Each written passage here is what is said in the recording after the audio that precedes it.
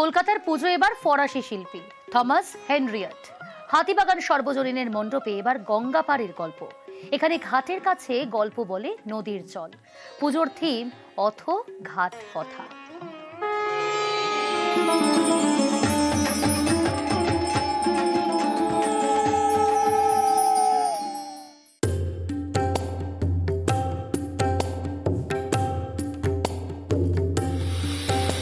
উত্তর কলকাতার অন্যতম ঐতিহ্যের পুজো হাতিবাগান সর্বজনীন।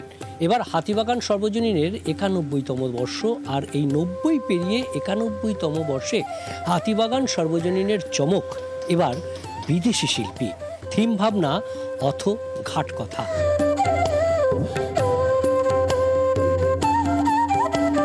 বিদেশিরা যখন এখানে আমাদের ঠাকুর দেখতে আসে, তাহলে ওয়াই নট বিদেশি শিল্পীদের দিয়ে কাজ করলে কেমন হয়। তো বিদেশি শিল্পী হলে তো হবে না, তার সাথে আবার দেশীয় শিল্পী লাগবে, কারণ তারা আবার আমাদের এই স্ট্রাকচার বেসটা তারা জানে না।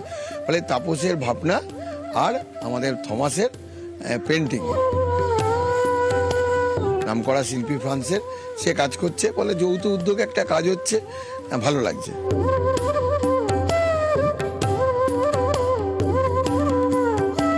My first experience when I saw it from last year, and I was really impressed by the old pandals I've been seeing, discovering.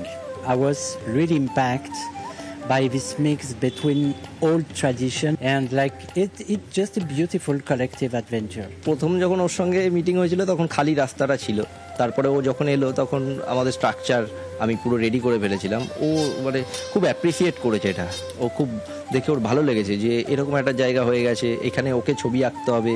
যখন ওকে আমি বললাম যে ঘাট নিয়ে কাজ করছি, ও কিন্তু খুব আনন্দ পেয়েছিল, যেহেতু ও বেনারসে থাকতো, ওই ঘাটে কাজ করতো, ওখানে শিব ঠাকুরের ছবিও এঁকেছে, ওর নিজেও কানেক্ট করতে পারছে এই জায়গাটা। ইউনেস্কোর স্বীকৃতি যেমন পেয়েছে 2021 সালে কলকাতার দুর্গাপুজো আন্তর্জাতিক হয়েছে, এবার সত্যি আন্তর্জাতিক শিল্পীর হাতে মণ্ডপ সজ্জা। কেমন দেখতে আসতে হবে হাতিবাগান সর্বজনীনে।